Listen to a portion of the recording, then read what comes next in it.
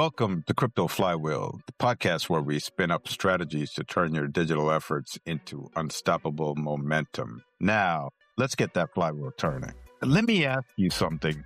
Do you have XRP sitting in a wallet right now doing absolutely nothing? Just like me, just sitting there, waiting, collecting dust. Because if you do, you're not alone. There's over 2 billion XRPs just sitting idle inside one wallet app alone. 2 billion just parked, like a car in a garage that never moves. And up until now, that made sense. XRP wasn't really built to earn. You bought it, you held it, you waited for the price to go up. That was the whole strategy, buy and wait. But what if your XRP could work while you sleep? That's what this new development is about. And I'm going to break it down so simply that your grandma could understand it. There's a wallet app called Xamen. Lots of XRP holders use it. It's basically where you store and manage your XRP from your phone. It's clean, it's simple, and it's trusted. Now, a blockchain network called Flare just plugged directly into Xamen. And what that means in plain English is this. You can now take your XRP, deposit it, and start earning yield. So you get returns, you get interest, call it what you want.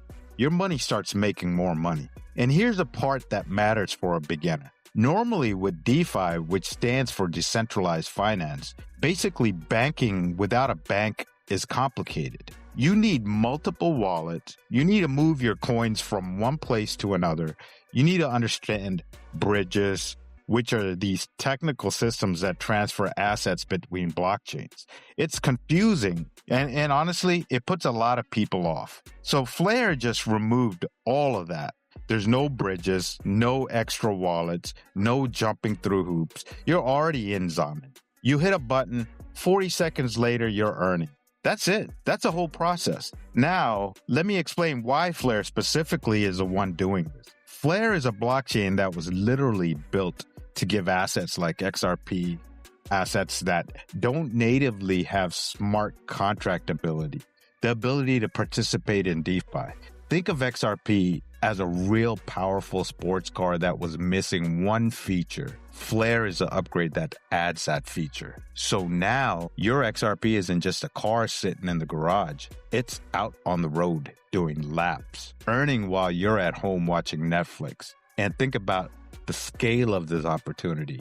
2 billion XRP sitting idle in Xamen alone. As more of that starts flowing into yield, demand for Flare's network goes up.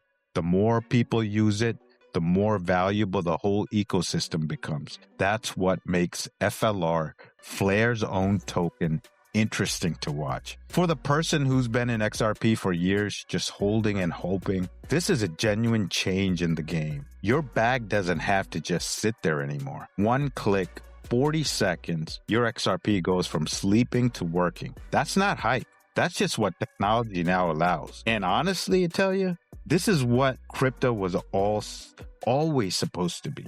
Not just speculation, actual utility, actual yield, actual financial tool for regular people without needing a finance degree to use them. So if you're holding XRP, look into this because idle money in 2026 is just opportunity you're leaving on the table. And guess what? I'm seriously considering starting to stake on Xamen. Initially, I had some sort of hesitation towards it just to feel out what the sentiment was about, right? So I'm pretty confident about Flare, and Xamen's been around for a while. So I know Professor X, you have quite a bit of XRPs on your Xamen as well. So what do you think about it? I mean, do you feel it's comfortable for you to do as well? Yeah, I mean, so Xamen, well, when we first got it, it used to be Xum, right? The Xum wallet, XUMM. Yeah. Well, that's not just a wallet, guys.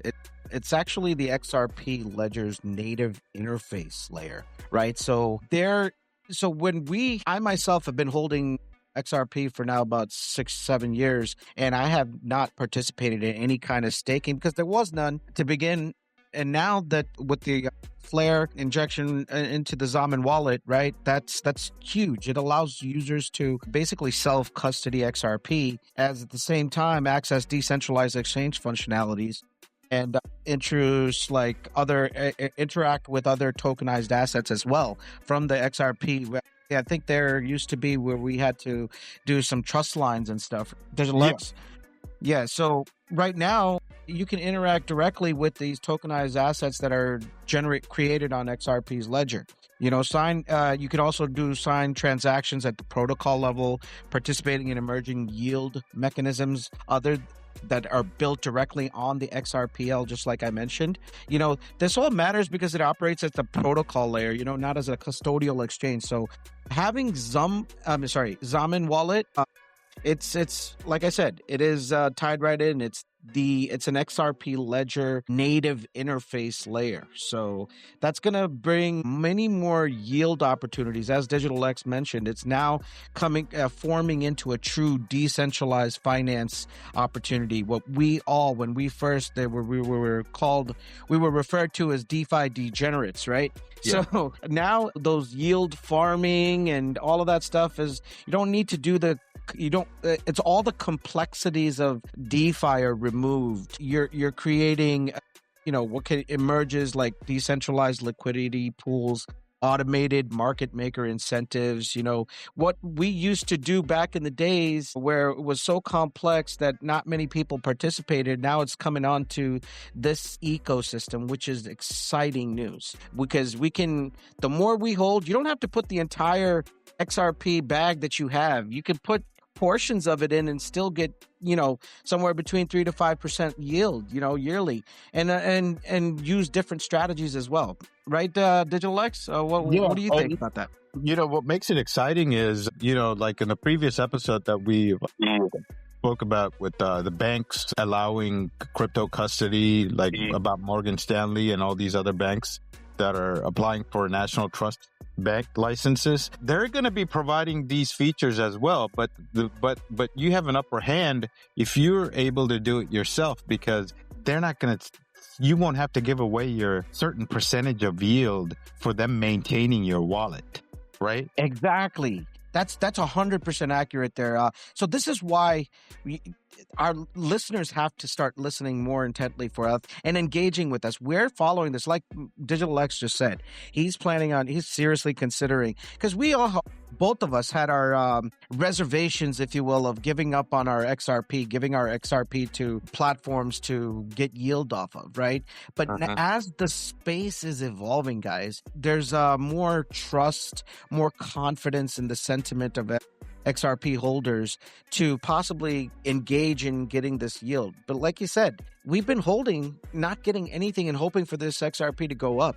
But in the meantime, when it's definitely going to go up, but in the meantime, we can also get yield on what we're holding and not worry about it being taken from us, And another reason why you're hearing about all these different companies starting to come out and introduce what they're offering is because regulations in each country are being changed, right? They're changed to benefit crypto as a digital asset sector, right? So this is huge. I just wanted to bring this to you guys' attention too. This is very huge. And I'm going to explain it very simply to you. Australia just officially approved a digital Australian dollar. That's not a concept. It's not a trial. It's real government licensed, fully regulated digital version of the Aussie dollar. So it's called the AUDD. That's what they call their dollar. So now here's a part that matters for crypto holders. The digital dollar runs on the XRP ledger, Ripple's blockchain, the same network XRP lives on.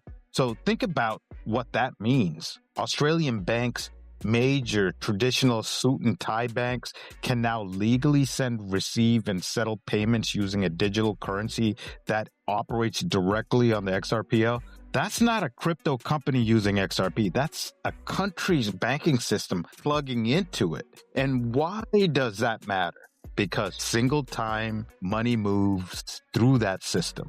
The XRP ledger is a road it travels on. The more transactions, the more network gets used. The more the network gets used, the more valuable it becomes. Think of it like toll road. Australia just opened a brand new highway and it was built on Ripple's infrastructure. This is exactly what XRP was designed for. And this is not speculation. It's real payments, real banks, real countries moving real money, fast, cheap, and legally compliant. So Australia is now on the list, and where one country goes, guess what? Others follow. And if you've been holding XRP wondering when the real world adoption actually shows up, this is it, guys. It's not promised. It's not coming soon. It's done. It's official and it's approved.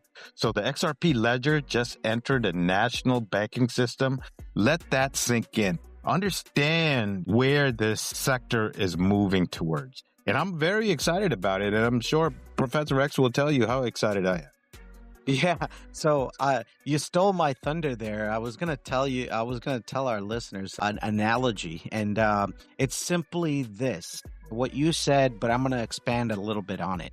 Think of the XRP ledger as a super highway, an interstate between a nation, let's say, for example, right? On that interstate, there are cars that go from one side to the other, east to west, let's say, for example, in the United States, from one side to the other. Those cars are in the form of, for this analogy, transactions. So these transactions are flowing on the highway, which is the XRP ledger. And what makes those transactions move from one side, one east coast to the west coast, or vice versa? You need gas, right? So for a car to move, there needs to be fuel. So what is that fuel? In this analogy, XRPs. XRPs are the fuel that is going to transfer the value from one destination to another. And that is where this entire nation is going. They created their AUDD. Similarly, we have US creating their US dollar-based digital currencies. Every nation is working on that. Don't make no mistake. Narratives can be central bank digital currencies or stable coins or whatever they want to call it, privately issued stable coins, whatever it is. It's going to travel on this highway, which is the XRP ledger. So understand what we're saying, comprehend what we're saying, and do your due diligence, supplement it. Don't just take our word for it, but do engage with us and ask us based off of your due diligence, and then we can expound and we can have a conversation on it, right? So that's all I have to say, Digital X. I too am super excited about taking advantage of all of this finally. Yep, you're right. And if you don't have anything else, let's go ahead and flywheel out of here for today. No, sir. That's it. And this episode of the Crypto Flywheel is signing off. Thank you. Thank you.